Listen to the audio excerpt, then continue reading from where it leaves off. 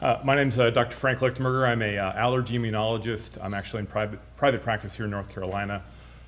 Formerly, I was a researcher at the Laboratory of Mast Cell Biology at the National Institutes of Health, and I've kind of carried an interest into practice because it's understanding of mast cell disorders and mast cell pathophysiology is really not carried over in the medical education system, and certainly not in allergy immunology type training. I have no affiliation with lab companies or pharmaceutical companies. I am accepting applications. Most of the conditions I'm going to talk about do not have FDA-approved treatments or indications. So I have to disclose that because I'm going to talk about a lot of medications and such. Goals today of who am I really speaking with? A lot of people that participate in the delivery of patient care. Cardiologists, likely internal medicine trained like myself, in that USMLE, less than 2% of the total content is allergy, and of that, mast cells are small little paragraphs. So not much is really, it's more of a curiosity of our current medical training, but there's a lot more to it. What is a mast cell? These are cells that reside in all tissues. They reside predominantly in the skin and gut. They also are in the lung and other parts of the body, including the heart. They're derived from the pluripotent stem cells that make erythrocytes and other myeloid cell types, and they're granulocyte. They make a lot of the stuff that they release into the microenvironment before they do it. They are ready to go as soon as they are activated. Classically, what I learned, and all the way up to AI training, was that they are only acting as the effector cell of IgE-mediated allergic reactions, in that our body recognizes a foreign antigen, makes an allergic antibody, sticks them on the mast cell, and they just sit and wait. But they do a lot more than that, and that's what I want to really talk about today. Classical, just what we talked about before. This is right out of Middleton's, in that we have a food allergen that has multiple IgE binding sites. We have these antibodies on the actual cell. They cross-link, and that activates the cell to release those preformed granules that contain mediators of inflammation. But looking way back to the development of our antigen recognition system 500 million years ago, when we looking at the difference between sharks and bony fish before we were but way before mammals came up, when we were developing the T-cell receptor, just after we started producing antibodies like IgM, we developed mast cells. So mast cells have been part of our innate defense mechanism for 500 million years. They've had a lot of development over that time. They've had a lot of evolution over that time. But IgE, which is our allergic antibody, which makes up way less than 1% of our total antibody production, only developed when we developed fur and became mammals about 200 million years ago. So we have about 300 million years of evolution of the mast cell before we even get to the specific IgE molecule. So there's a lot of things that these guys have been doing for a long period of time that has nothing to do with IgE-mediated hypersensitivity. Interestingly, sharks, which are the oldest ancestor that are still alive, they have mast cells that contain histamine and heparin just like our current mast cells, but again, they don't have the IgE receptor, and they're located in the same places that they are in the human body, of course. So this is a slide from Bevan's review, which I have the references at the end. Of all the potential activators of mast cells, so we have a tissue-resident cell that can be activated by numerous things. Toll-like receptors, which are activators or mediators of innate immunity, can directly act upon the mast cell to cause degranulation or to make it more sensitized or to degranulate more easily. What else do I want to talk about? In addition, mast cells have individual roles in fighting off all different sorts of pathogen, not just allergens, but they have defined roles in fighting off bacteria, fungi, viruses, and even worms. Now, the classical view of the mast cell was in helminth defense or worm defense, in that we needed a cell that was loaded with very toxic substances that we could release in a very short period of time to cause extreme local inflammation to drive out an invading worm or parasite. But they actually are involved in a lot more. They release chronic mediators of inflammation. They drive the healing process. They are driven into cells that or tissues that are damaged. They're why algesic tissue is red and warm. They're releasing histamine. They're why wounds itch when they heal. Again, releasing these mediators of inflammation.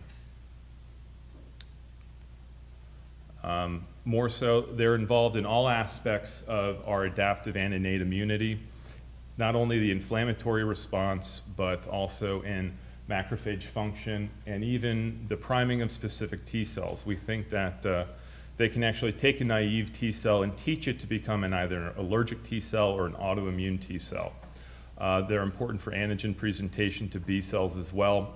There's some sketchy evidence that they can actually act as their own antigen presenting cell, which has recently come out. But in allergic disease, the blood vessels and the smooth muscle, along with the epithelium, are the most important involvement of mast cells, in that gut mast cells can cause swelling and vomiting and release of inflammatory mediators. They cause the redness in the eyes when we come upon an allergen.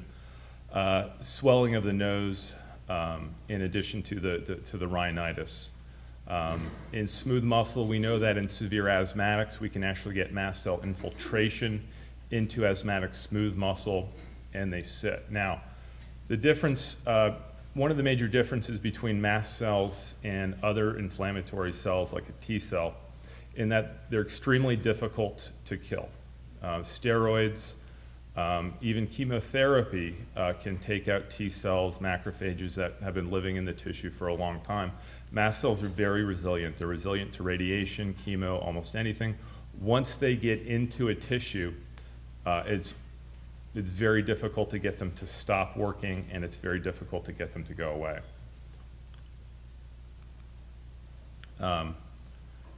Symptoms of mast cell activation are simply not simply, I should say, but they mirror the symptoms of allergic reactivity.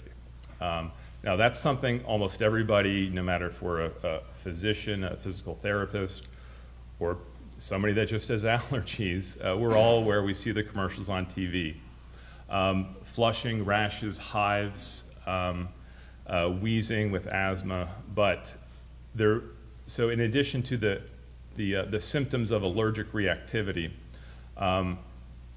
the symptoms of having too many mast cells or mast cell overactivation are in all systems of the body, not just those that interact with the external environment, which is those that react to allergens.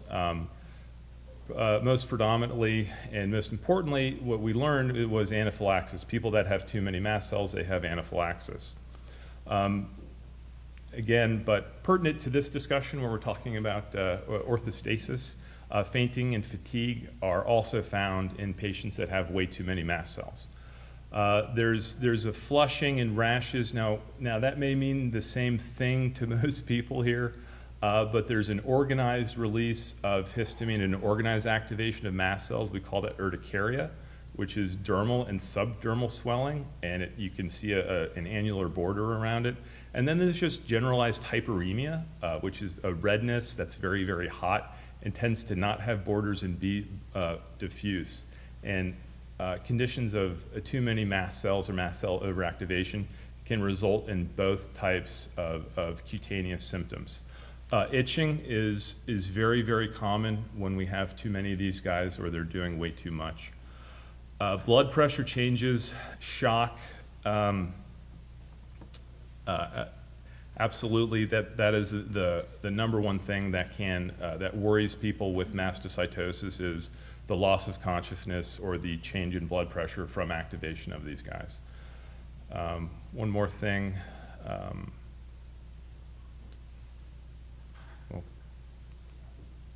So primary mast cell disorders can be divided into really two groups. Systemic mastocytosis, which is, it's in our textbooks. We have an ICD-9 code. We have the genetic backbone of it. And we understand how people get it and what to do with it a lot better than, say, the rest of the stuff that's out there.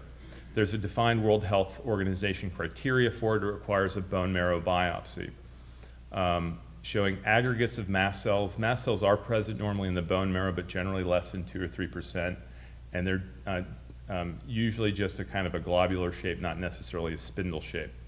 Mast cells on biopsy of any type of tissue, be it gut or skin, can have an atypical morphology. There can be an elevated serum tryptase or expression of known markers such as a D816V mutation.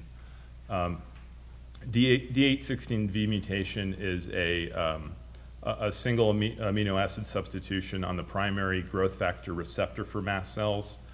Simply, it basically switches the growth factor to being always on. So instead of going into a tissue and stop dividing, these cells are continuously on and they continue to divide, and we call that a clonal proliferation. I think I misspoke there. But in systemic mastocytosis, there can be infiltration or too many of these guys in all organs of the body, but over 90% of people with classic World Health Organization diagnosed systemic mastocytosis will have urticaria pigmentosa, which is little brown macules that will actually urticate when touched or rubbed. Mast cell activation syndrome, which is from the few papers that I've actually read on POTS, has come into the realm of discussion and association with position orthostasis and tachycardia. In that, there's a lot of things that kind of line up, but there's no real known association other than a lot of the same symptoms seem to happen in people that tend to have both of these syndromes. They're episodic, sometimes unpredictable. But the key thing that highlights mast cell activation syndrome is that it is allergic-like behavior without specifically being driven by IgE-mediated hypersensitivity. So these are, I'm allergic to the smell of cinnamon, or when I get around chlorine, bleach, or ammonia, I faint. There is an activation of a systemic reaction, likely through mast cells, that does not involve the body generating a specific IgE molecule against it. I don't know if you can read that, but the symptoms of allergy, things like urticaria, angioedema, flushing, nausea, vomiting, diarrhea, all again associated with activation of, or systemic activation of mast cells, hypotensive syncope or even near syncope. Wheezing can be associated. Again, all the symptoms that somebody that has an allergy to oak, but experienced with allergy to something that they don't have that specific mediator to. The second criteria, not only do you need symptoms of allergy that's not classic allergy, but you need to get better with allergy medicine. And that's H1 or H2 histamine receptor antagonists, anti-leukotriene medications, or even mast cell stabilizers. Third criteria is that there can be a elevated detected marker of mast cell activation. There are a few very specific molecules that are made by the mast cell population, and detecting an elevated one of these is considered necessary for the technical diagnosis of this. But it's a little bit more tricky than that when you get into practice. And finally, the caveat to the diagnosis of declaring this is you have to rule out systemic mastocytosis, you have to rule out allergy, and rule out secondary disorders of mast cell activation. Now, mast cell involvement has been found in multiple conditions in the last 5 to 10 years. Autoimmune diseases such as multiple sclerosis, rheumatoid arthritis, mast cells are increase in the joint of people with RA up to 25 times, and we think that they're the effector mechanism for why the joints get very red and swollen, as well as other secondary disorders of mast cell activation like autoimmune urticaria, and again, systemic mastocytosis. The markers of this, the lab tests that we send for, the only one that's validated from that is a blood test is a serum tryptase. Has anybody ever sent for a serum tryptase for a patient? All right. Well, good. So two people know what I'm talking about. What is tryptase? It is a serine protease, which means it just breaks up proteins from the inside.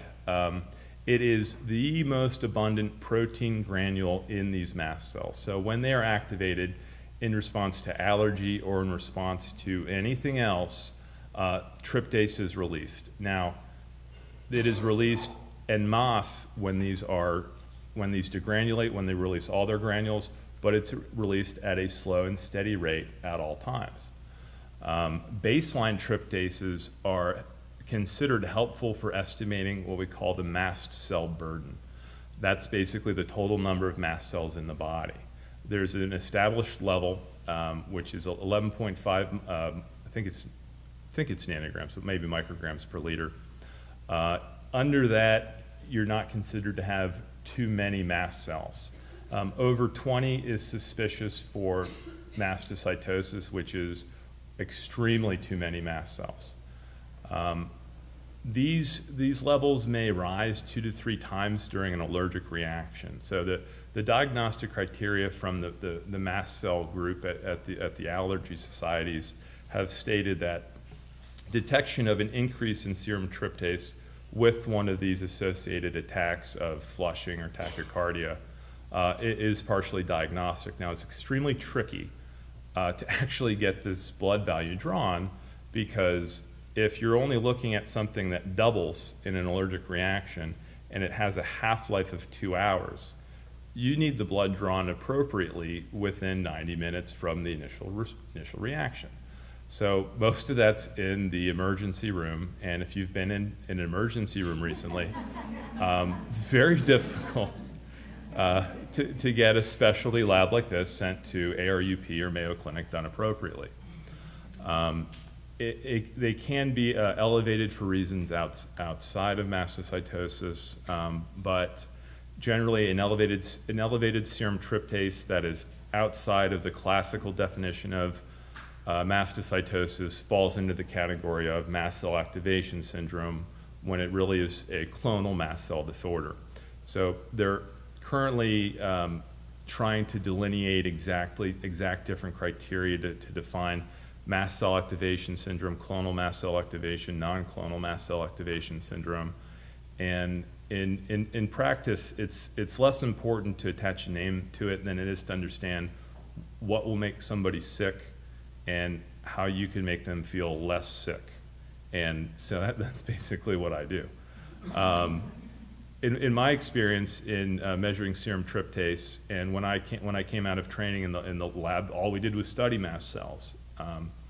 That if the tryptase level was below 11, mast cells had absolutely nothing to do what was going on with the acute presentation. I send serum tryptase as a part of a workup for multiple allergic conditions, including chronic idiopathic urticaria, which is actually relatively prevalent. That is when people produce an antibody which will actually directly activate mast cells, and they get urticaria for no good reason. But it's an autoimmune condition. We have a good reason why this happens. But in the initial workup for these people, and I haven't published this, I'm probably not going to, I detected 1 out of 20 that actually had what would be considered criteria for mast cell activation syndrome, which basically means that in a condition where we have a known pathophysiological mechanism of mast cell activation syndrome, we're not meeting this criteria. So I don't know how strict this is in terms of actually limiting or directing the symptoms to the mast cell compartment, but it is certainly specific when you do detect an elevated tryptase. Of note, the function of tryptase in the body is actually on receptors called PPAR receptors, or protease activated receptors. So these are cells in the body which need to be basically uncapped by an enzyme, and then they upregulate something in the effector cell. Tryptase specifically acts on PPARs on what we call C-fiber nerves, which are nerves that carry sensation of itch, pain, and I know, but I'm just, I know you learned a lot more about them like 20 minutes ago, but for patients with mast cell disorders, they conduct a sensation of itch. And itch can be primed to become very itchy or a little bit itchy based on how the baseline level of how active these nerves are, or as well as I understand it. In addition, it also conducts pain sensation and heat. And people with mastocytosis and mast cell activation syndrome tend to also be very sensitive to heat and very sensitive to pain, as well as have a generalized sensation of being itchy quite a bit. Urinalysis for mast cell or mediators of mast cell activation are very difficult to get. The urine beta-prostaglandin is the most stable metabolite of one of these slow-acting substances of mast cell release, which is prostaglandin D2, and that's a sensitizer for pain that opens vascular beds. And it's a 24-hour urine test, which are very difficult to get in practice for nearly anything. You need to mail it to a specific lab, preserve it with 50% acetic acid. It's very difficult to get. It's the only current urine test for prostaglandin metabolism that we can link specifically to mast cells.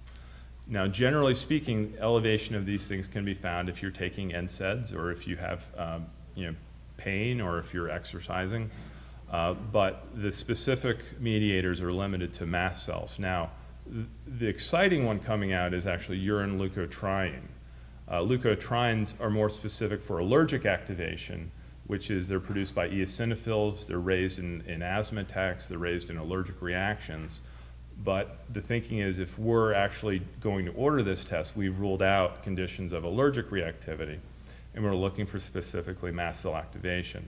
It does not need to be a 24-hour specimen. It is just a spot urine. It's in a ratio to creatinine.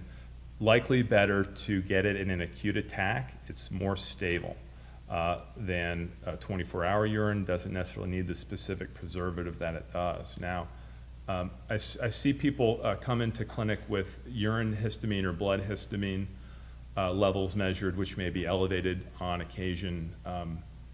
Urine whole blood and plasma histamine are not recommended for anything. The half-life of histamine in the bloodstream is on the order of seconds.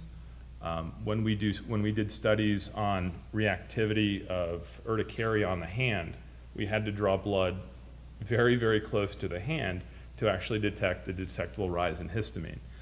It's broken down very easily, but a stable metabolite in the urine is N-methylhistamine. But the complication in ordering a very rare test is that sometimes the person on the other end of the phone or the other end of the lab just sees histamine and clicks it. Now, histamine can be elevated if you're taking antihistamines.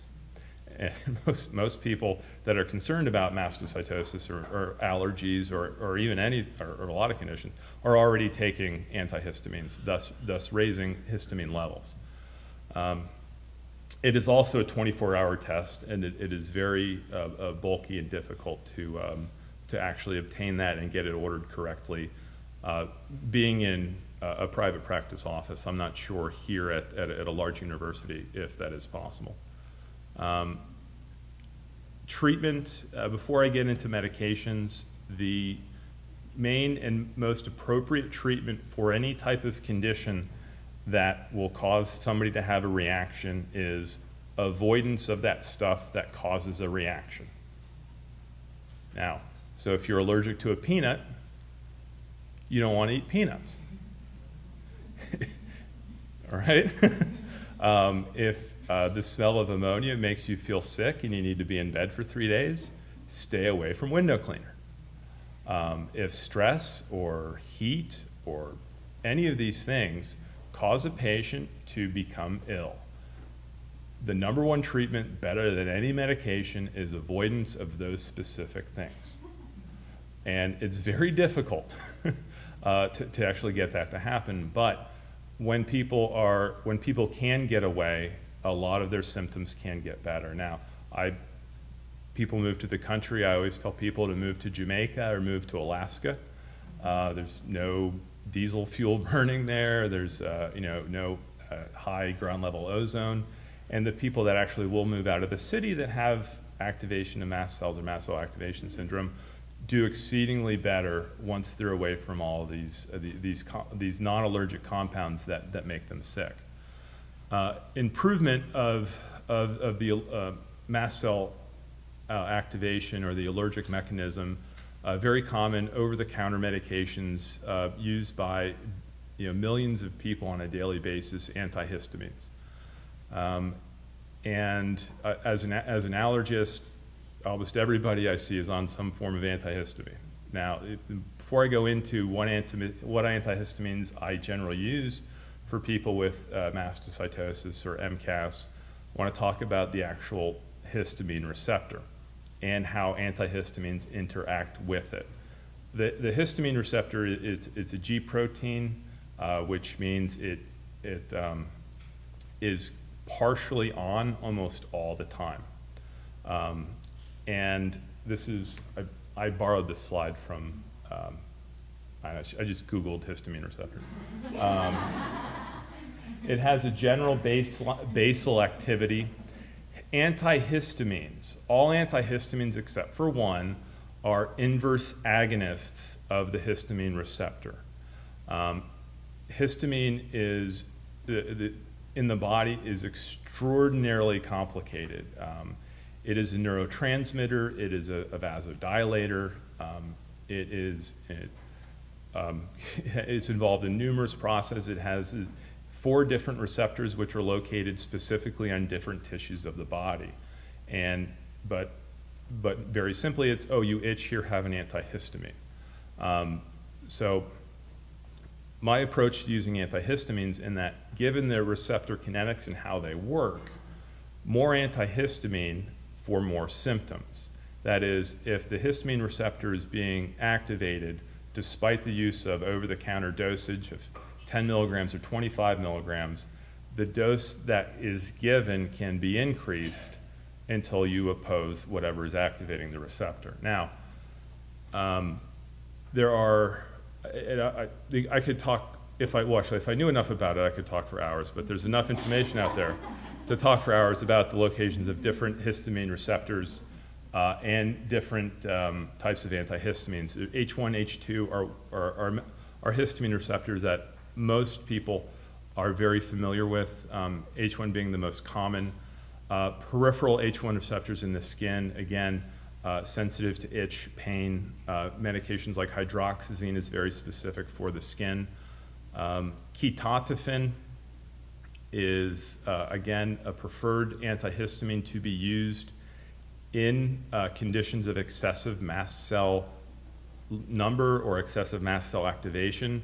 It is the only antihistamine which is actually a non-competitive inhibitor of the histamine receptor.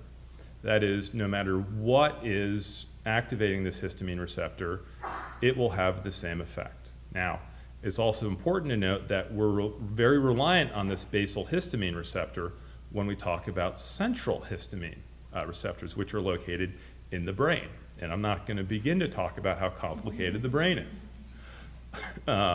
But we think that histamine inside the brain as a neurotransmitter is important for the sensation of alertness, and actually having low histamine levels in a part of the brain is associated with fatigue. There's 2 medications, modafinil and armodafinil, which are relatively new, that actually increase the amount of histamine in a central part of the brain, and we think that's how they promote alertness. Now, mast cells in the physiological brain are not present. They do not cross the blood-brain barrier. Neither does histamine cross the blood-brain barrier under normal physiological state. There is one part of the brain that does have mast cells expressed, and that's called the pineal gland, and that's important for our sleep-wake cycles. And now, but very recently, they've been able to find mast cells involved in pathophysiological states in the brain and in the spinal cord. The brain is responsive to histamine, but there are very localized part of the brain that are actually not inside the blood-brain barrier that can actually sense things like osmolality and other chemicals that is responsive to histamine. The H2 receptors are important in the stomach. Reflux medications are H2 blockers. They're also important for musculoskeletal system. H3 receptors not as well studied, not as much information. We think that they are the activation or overactivation of histamine in this area of the brain, which is actually, it's in the head, but it's peripheral to the brain, is very important for the sensation of vertigo, the sense of the room spinning. Beta histine is the only actual sold medication that selectively blocks the H3 receptor. It's not available in the United States. If you go to the United Kingdom and you see an ear, nose, and throat doctor for vertigo, you're getting beta histine. It is the #1 prescribed medication in the United Kingdom for vertigo. It's take this and come back if you still have symptoms.